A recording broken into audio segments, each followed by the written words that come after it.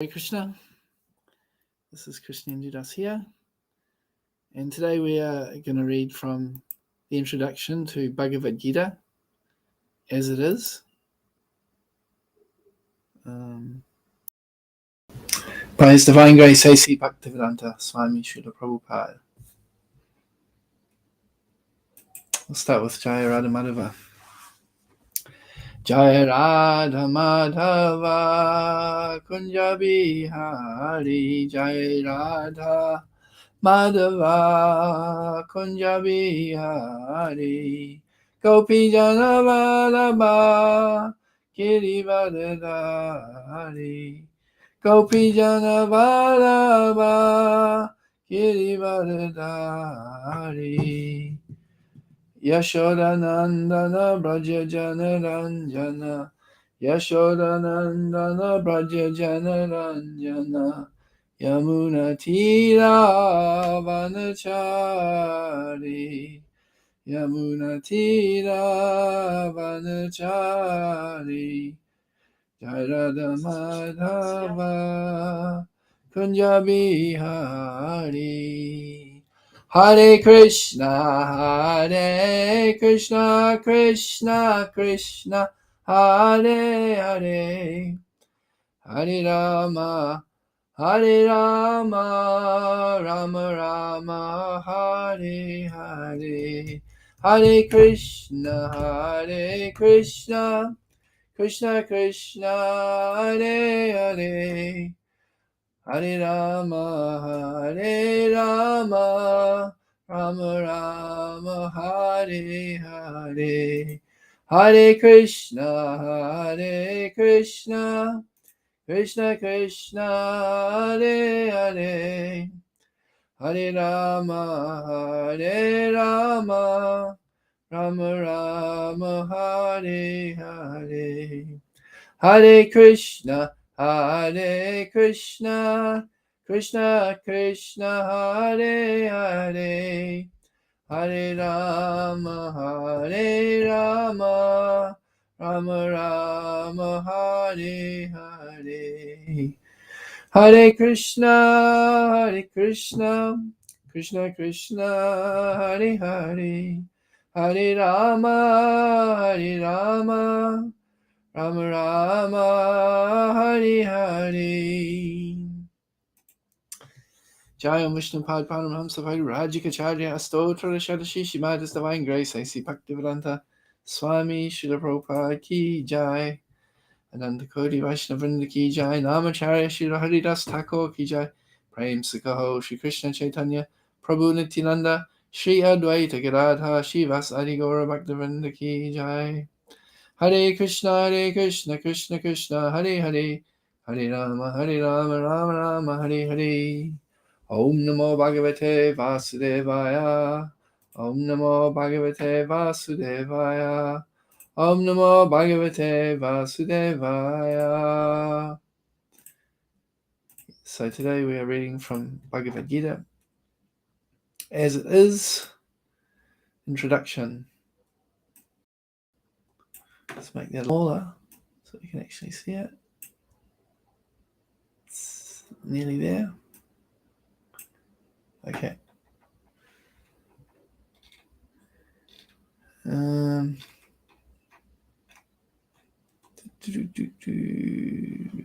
we can find it again. All right. Yes. So the living entities. The living entities are traveling from one planet to another, but it is not that we can go to any planet we like merely by mechanical arrangement. If we desire to go to other planets, there is a process for going there. This is also mentioned. Yanti deva vrata devan pitrin yanti pitri vrata. No mechanical arrangement is necessary if we want interplanetary travel. The Bhagavad-gita instructs us. Yanti deva vrata devan. The moon, the sun, the higher planet, and higher planets are called Swargaloka. There are three different statuses of planets: higher, middle, and lower planetary systems. The Earth belongs to the middle planetary system. Bhagavad-gita informs us how to travel to the higher planetary systems, Devaloka, with a very simple formula. Yanti Deva Vrata Devan. One need only worship the particular demigod of that particular planet, and in that way go to the moon, the sun, or any of the higher planetary systems. Om Jnana Timirandhasa Gyananjana Shilakaya Chakshurmritanjana Tasmai Shri Gurave Namaha. Jaya Shri Krishna Chaitanya Prabhu Nityananda Shri Advaita Gadadha Shivasadi Gaura Bhaktivinoda Hare Krishna Krishna Krishna Hare Hare Hare Rama Rama Rama Hare Hare. So today we are talking about planetary systems and interplanetary travel. This Krishna consciousness movement is pretty far out, isn't it? The subjects that we get into beyond the mundane subjects of everyday life. And this is what attracted me to Krishna consciousness, I would say, in the beginning, is that I was curious. What happens when you die? In case you don't know the story, when I was 4 years old, my baby brother died. He was born, and while in the hospital, he got some sort of pneumonia or something and passed away within 2 weeks. So I was all excited about having a baby brother. I'm the oldest in my family. I had no siblings at that time. And I was finally going to have a baby brother. And then he was born. 2 weeks later, he died. And so I was like telling everyone, I'm going to have a baby brother. I'm going to have a baby brother. And then baby brother never came. I was bewildered. The kindergarten teachers used to say that whenever a baby would come into the kindergarten, I'd just stare at the baby in the cot. Because I was just confused. What's happened? 1 minute I'm having a baby. going to have a baby brother. The next minute, where is he? Gone. So from a very young age, I was confronted with this reality of death. And I was bewildered. What does it mean, death? How is it possible? 1 minute they're coming, next minute they're gone. Where did they go? So I'd ask my parents, where's my baby brother? He said I was going to have a baby brother. Now where is he? Oh, he's gone to be with God. So this is a great credit that I owe to my parents, that they trained me to understand that there is a God. And that stuck with me throughout my life. So that when they told me that, we'd be driving along the road, and whenever we would pass the church, I would ask, is he in there? Is baby Peter in that church? Is he over there? You said he's been to God, so he must be in that church. Because God's in the church, right? So in this way, my parents felt very sad that I was so disturbed. But actually, it was Krishna's arrangement that he made that situation because it created a great curiosity in me. What happens after you die? Where do we go after we die? Who is God? What's he like? Where does he live? Where does he stay? So many of these questions came in my mind. And then as time went by, I also had other questions. Are ghosts real? Where do they come from? How does it all work? So all these mysterious things in life that science says that, we can never know. We don't know if there's a God or ghost. These things, it's all just imagination, or it's all beyond what can be proven by science, and therefore we pretend it doesn't exist. Many times I've given the example of the story where the man is he's looking around for something underneath the street light, and the other man comes up and says, oh, it looks like you've lost something. Can I help you? And he says, yeah, sure, please help me look. So he starts looking around next to the man, and the man says, yeah, I've lost my keys for my car, or whatever it is. I lost my keys for something. And then after a while, the second man says, where did you drop your keys? And then the guy says, oh, over there in the shadows. And then so the second man stops. He's like, huh? So if you drop the keys over in the shadows, why are you looking under the light? And he says, oh, but the light's much better over here. So I've used this story many times. I really like it still. Just showing that we tend to stick to things that we're familiar with, even though if we really analyze things, we'll know that we'll never find what we're looking for in that place. So, we usually use the example of the materialistic scientists, just like we're talking about now, that, who is God? What happens after death? Things about the soul. The scientists, they basically say, well, those kind of things I'm kind of uncomfortable with, so I'd rather not deal with them, and I'd rather deal with the things that I know about. And so I'm going to keep looking in the light, even though we know that to find the keys, you have to look in the shadow. Or in other words, to find the soul, we can't find it in matter. It's a totally different. People take this approach in their life as well. I'm very familiar with this life, following along, doing what everybody else is doing. I'm not satisfied, and I can see when I look around that most people are not really satisfied, but I'm just going to keep doing it and hope that it works for me. So this is also, a kind of foolishness that if something's not working, we should look at alternatives, look at different ways of doing things. So anyhow, this is how I became attracted to Krishna consciousness, is that Krishna consciousness provides information that's not available in other places. And it provides an alternative approach to happiness and a totally alternative view of how to live our life. A different alternative for our purpose in life. And my observation was that the devotees were very happy people. As we're saying, you look around, and even people that achieve great material success, they often have problems in their life, and they're not really satisfied. But I could see that devotees, even with a very simple life, were happy people. And so I became attracted to it. So attracted because of the far out information, and attracted by the promise of the lifestyle that I was observing in those who are following it.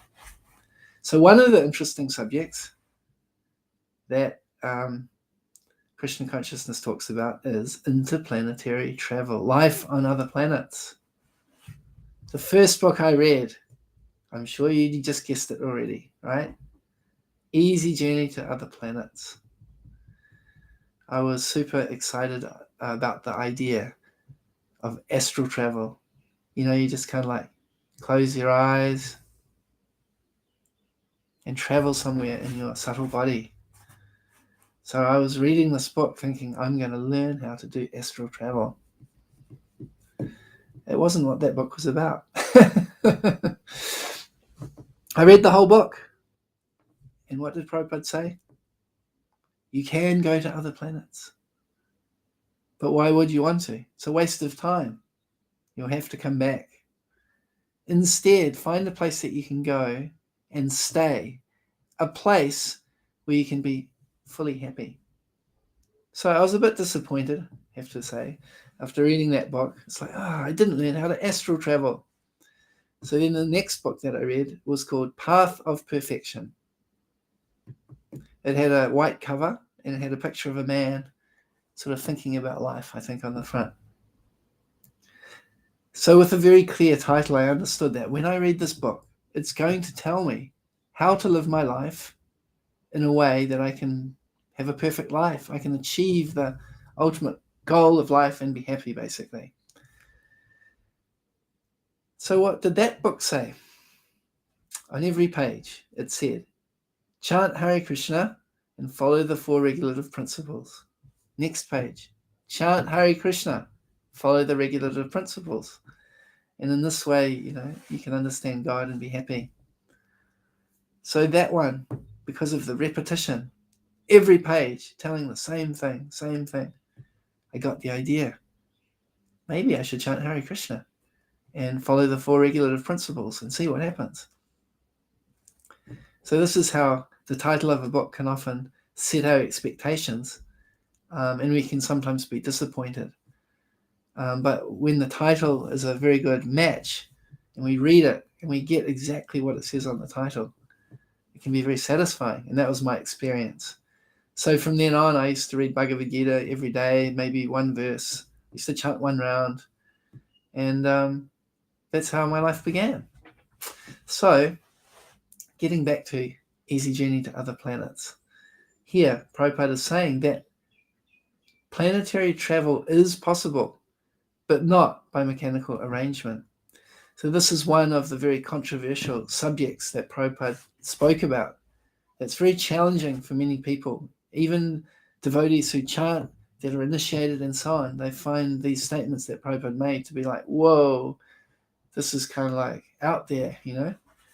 The Prabhupada, the conspiracy theorist, where Prabhupada said that they never went to the moon, that the moon landings were faked. Wow, what a heavy statement.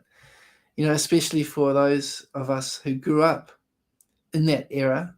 Like I was born in 1971, and I believe that that was round about that year, 1 year before or after, that the moon landing apparently took place. So growing up, that was the greatest achievement of technology. We did it. We went to the moon, you know, and so there was a great love of the idea of traveling to space. Every young boy wanted to be an astronaut.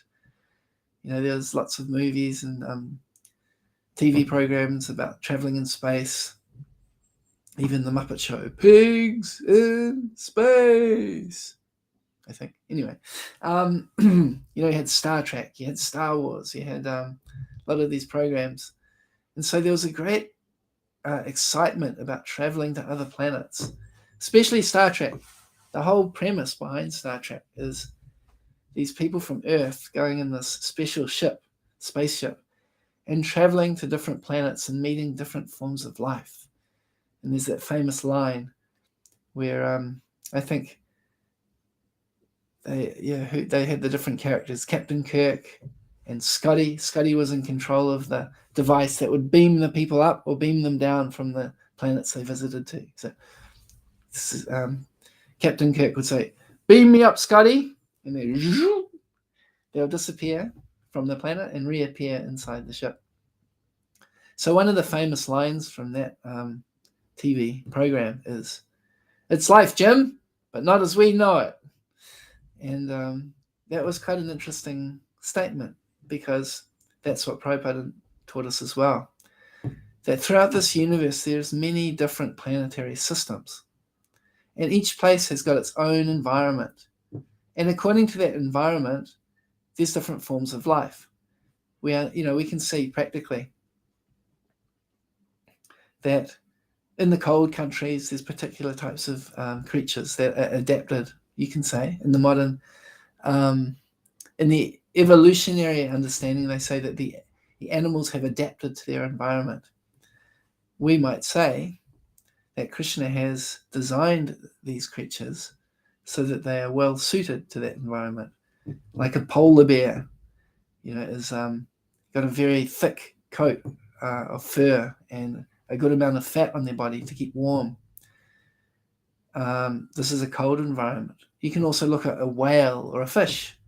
It's perfectly adapted to living in the water, but cannot live outside of the water. They can't live in the air like we can, just as we cannot live in the water like a fish. Birds are adapted to fly in the sky and so on. So in all the different planets, there's different types of atmosphere, different environment. And Prabhupada even said that on the sun, there are living beings. Our concept in the very gross material understanding is that life cannot exist when in fire. Fire destroys life, kills everything. However, they found somehow or other that there was these very hot underwater volcanoes, And somehow or other they were able to detect that even in that very, very hot environment, still there was some life. And this is what Prabhupada said, that for life to exist on the sun, the living beings there have to have bodies made of fire, because then it's compatible. If we enter with a body like ours, made of mostly water and a little bit of earth, we'll just be burnt up, evaporated. So, it's not a compatible environment. But those that have fire bodies can live there. So this is one of the considerations, first of all, is that in order to go to a different planet, we need to have the right kind of body. And ultimately, to go back to the spiritual world, we need a spiritual body, not a material body. Just like going to the sun will burn up an earthly body, made of water and earth.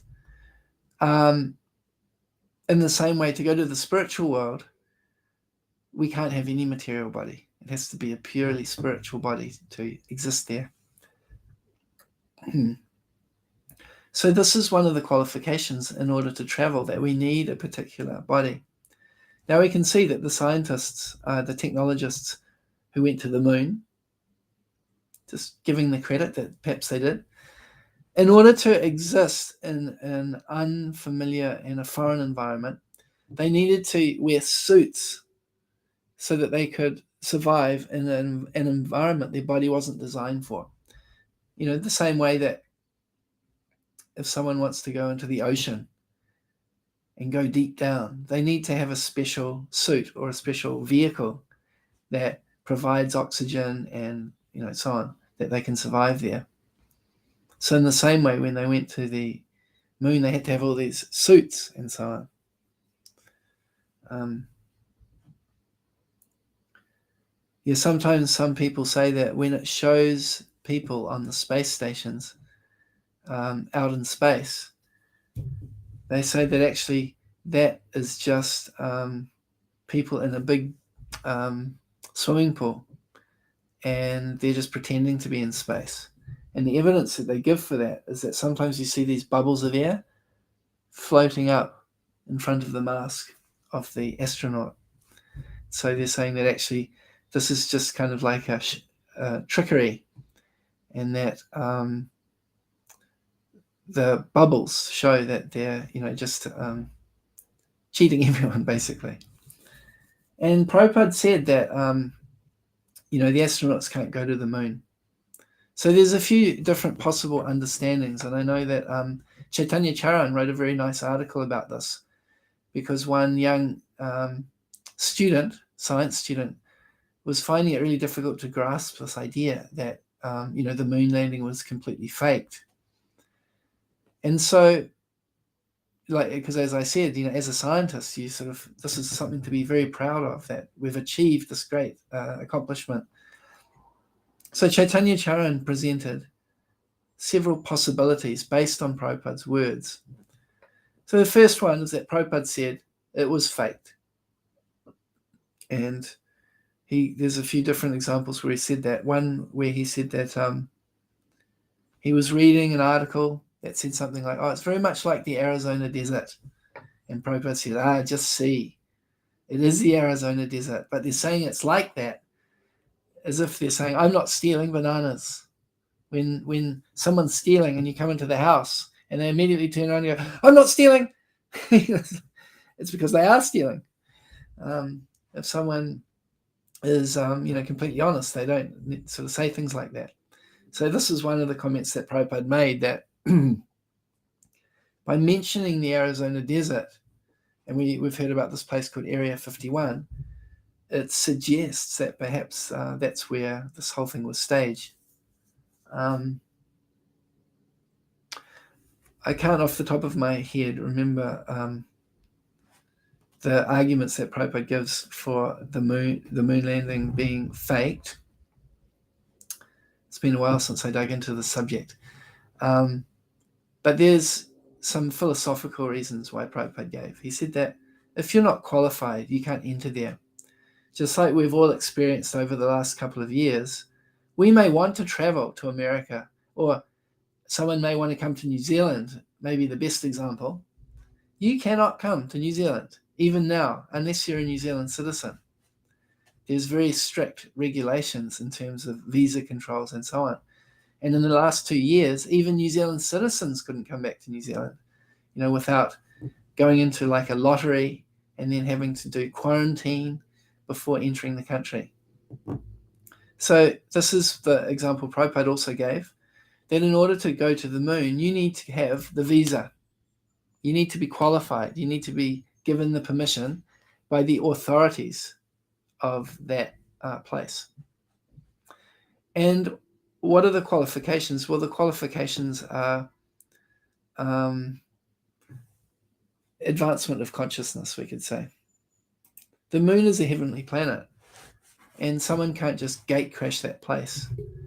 Just like if you want to enter the White House or the residence of the Queen of England or something, you can't just walk on in. You need to be qualified. You need to be a somebody, not a nobody. And so, if basically, only if the Queen or the people who are there, if they consider that you're worthy to enter, you'll be allowed to enter. And this is what's hinted at in this, this is what's referred to here in this particular purport. We're scrolling down a little bit here. That the way to enter these different planets is by worshipping the particular demigod of that planet. So this is personalism. Sorry, I'm just trying to scroll up here. I'll just leave it, yeah. This is personalism. Only when the people who control that place give permission will we be allowed to have access. And this is the same thing with this planet. The things that are happening in this planet, sometimes we feel that it's all happening by chance or random events. But no, there's actually personalities behind everything that happens. At the sort of human level, we've got people that are making different plans and arrangements in this planet. And then we have the demigods who control nature and other things. Nothing is happening impersonally.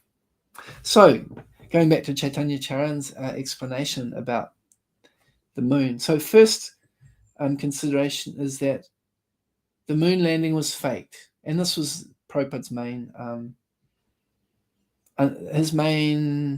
what would we say, hypothesis. He thinks that it's likely that it was faked. Now, if they did go somewhere, then he said that they may have gone to Rahu. So Rahu is the planet that manifests at the time of eclipses, when the shadow of the Earth or Moon, according to the understanding of modern science, crosses over the Earth or passes between the Earth and the Sun. Then that shadow is the planet Rahu. So that planet, see, Prabhupada understands that the moon is a heavenly planet and it's very opulent, whereas Rahu is not like that. So he felt that if they were going to a place that is very barren, most likely that would be Rahu rather than the moon. So this was another hypothesis, that they did go somewhere, but it wasn't the moon, it was Rahu. And then the other possibility is that they went to the moon, but they didn't really experience the moon because they were just seeing like the superficial, how would we describe this? They were seeing the moon through a very, with a great, it's like there's a curtain in front of it. We can give the example of Vrindavan. We can go to Vrindavan on this earth planet, and it's described that it's exactly the same as the Vrindavan of the spiritual world, but we don't have the eyes to see it. And so we need to develop the eyes in order to appreciate what's really there. So this is basically the same understanding, is that they may have gone to the moon, but they didn't have the qualification, they didn't have the eyes to see, and therefore they saw something, and they call it the moon, but it wasn't the real moon that the moon god and the residents of the moon experience, this heavenly planet. Another way to understand it would be something like this. You can imagine New York. It's got very tall buildings there. And you can say that, I went to 55 4th Street. I went there. I saw it, and it was a car park. It was like a place where you drive your car in, and the cars get parked there. And so if that's all you saw, you went to 55 4th Street, but you didn't experience what it's like in the penthouse suite. Same address, but on another level. So just like this is the difference between 2-dimensional and 3-dimensional thinking. In the same way, it's possible that we could go to the moon, but not really experience, the full glory of the moon. So these are 3 possibilities that Chaitanya Charan spoke about based on Prabhupada's teachings. But at the end of the day, even if the astronauts were able to go to the moon, they didn't really experience the real moon because they didn't have the qualification and they didn't have the blessings of the deity of that planet. So that's the point that's being made here.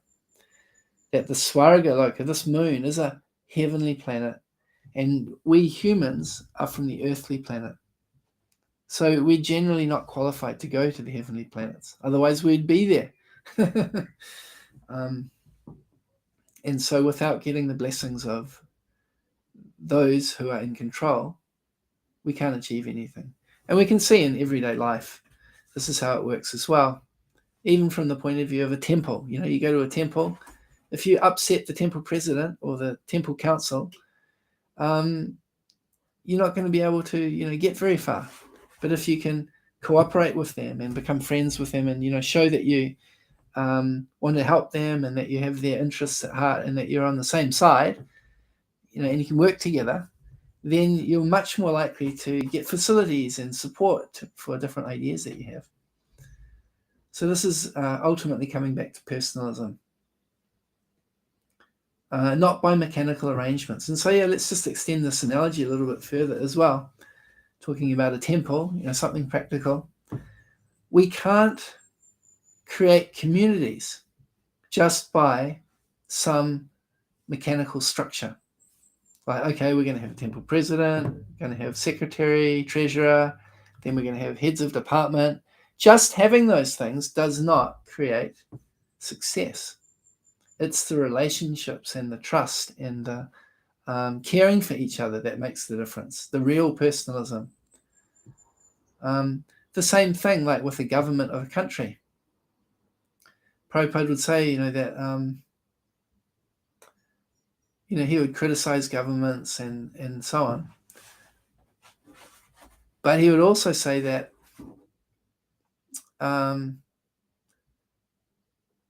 if we can get the people in a democracy, for example, if we can get the people to become Krishna conscious, then they can elect a Krishna conscious leader. And he even said that whether it's a dictator or someone who's voted in by democracy, the most important thing is their character.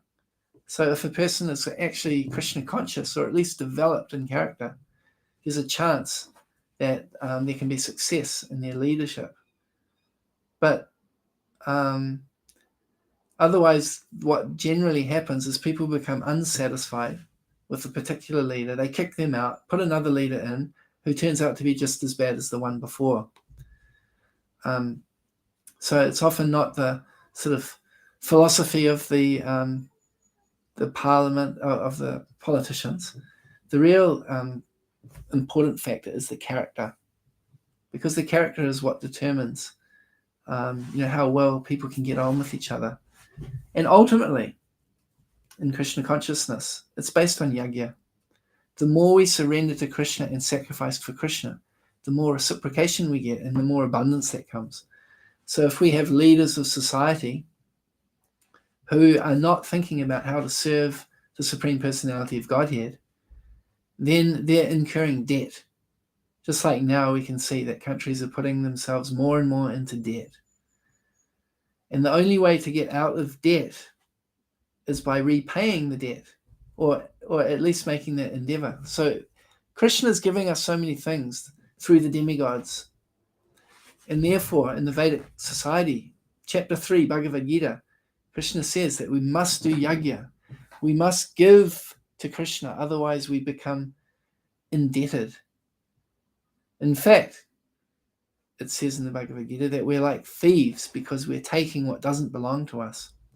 But if we can take those things and offer them to the true owner, that's Krishna, then all of the abundance will come, just as a servant of a great master enjoys the same kind of life as that master, and living in the palace, getting to eat the food, the same kind of food as the master, because there may be extra pakoras and samosas. The servants get to enjoy those.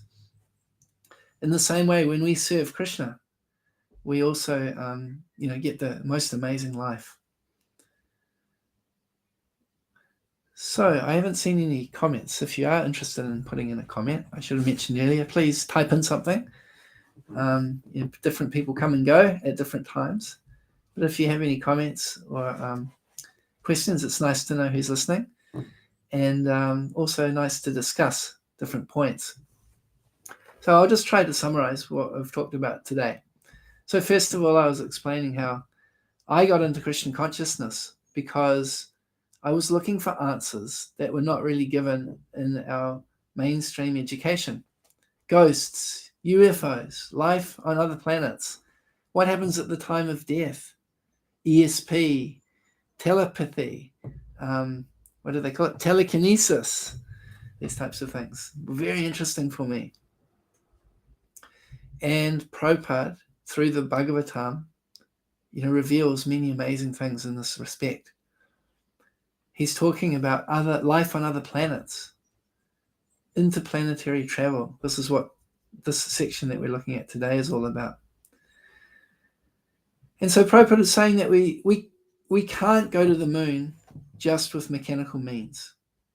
His main hypothesis was that the moon landing was faked. But he says even if they did go to the moon, they didn't go to the real moon. They either went to Rahu or they went to, like a shadow of the moon. They went to the kind of like the outer border of the moon, but didn't really get to experience what the moon is really like. And then from this text we're reading today, we understand that the secret to gaining access to other planets, as well as to other places, and even in this world, is that first of all, you need to qualify yourself. And second of all, you need to get the permission of the person.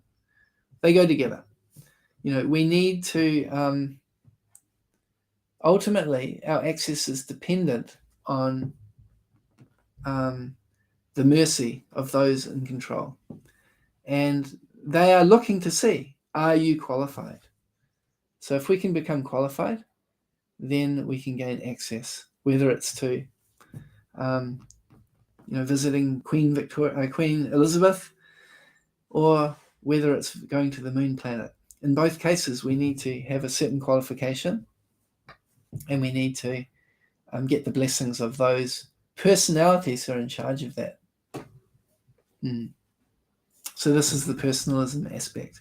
And then I expanded out that idea that in every area of life, essentially, the mechanical aspect is not sufficient for success. We depend on our success. We depend on the mercy of the demigods who fulfill the order of Lord Krishna. And ultimately, it's up to Krishna. So if we want to have success in anything that we do, just trying to force our way there is not going to work. By mechanical arrangements or material structures or processes, we won't be getting success. But if we can get the blessing of Krishna by taking whatever we've got in this life and out of gratitude offering it to Krishna, that guarantees our greatest life. So, Bev, nice to see you back here again. Thank you for your kind comment. And it's nice to know someone's listening and appreciating. And I very much appreciate your comments, and it enlivens me when I hear them. And I know that you're listening and appreciating. So Bev and anyone else who listens to this, if you're interested in going to the moon, Prabhupada said that it's not really worth it because it's just a material planet and you have to come back. This is the easy journey to other planets lesson. But rather we should be looking to see how we can go to Goloka, Vrindavan, and stay there forever, serving Krishna and being fully satisfied in our original condition. But once again, the way to do that is to get the blessing of the person who's in charge of that place, Srimati Radharani. And the way to do that is through service and avoiding offenses. So we want to serve Lord Krishna and serve his devotees and do whatever we can to get the blessings of Radharani in that way. So I think I'll end here. Thank you very much. And if there's anyone who has any comments or questions after, it's gone live, I'm always interested to see the comments, and I will respond. Thank you very much. All glories to Srila Prabhupada, Granth Srimad Bhagavad-gita, as it is, Ki Jai.